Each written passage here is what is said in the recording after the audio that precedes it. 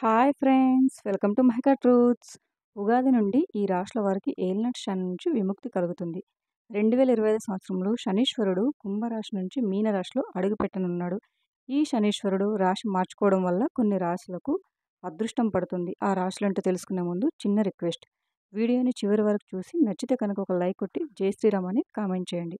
శనీశ్వరుడు ప్రతి 2.5 సంవత్సరాలకు ఒకసారి రాశిని మార్చుకుంటూ ఉంటాడు.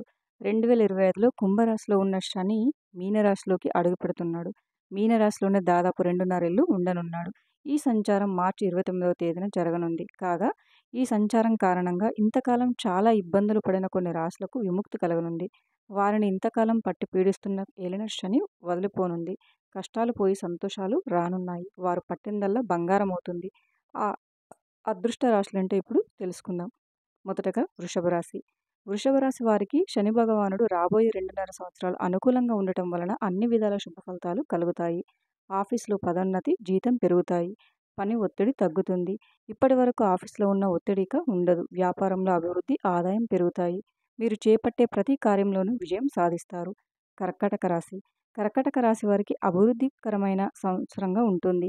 శని భగవానుడు మీకు 9వ స్థానానికి రావడం వలన అష్టమ శని వలన కలిగిన ఇబ్బందులు తొలగుతాయి. మీరు చేపట్టే ప్రతి పనిలోనూ, ప్రయత్నంలోనూ విజయం సాధిస్తారు. జీవితంలో అభివృద్ధి ఉంటుంది. ఉద్యోగం లేని వారికి మంచి ఉద్యోగం లభిస్తుంది.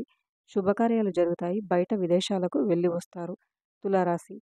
శని మీనరాశికి సంచారం చేయడం వలన వ్యాపారంలో లాభాలు పెరుగుతాయి. ఉద్యోగంలో జీతం పెరుగుతుంది. పదోన్నతి లభిస్తుంది. దీర్ఘకాలిక వ్యాధుల నుంచి విముక్తి లభిస్తుంది. ఇప్పటి వరకు ఉన్న ఆర్థిక ఇబ్బందులు తొలగుతాయి. మీ ప్రతిభకు తగిన గుర్తింపు లభిస్తుంది.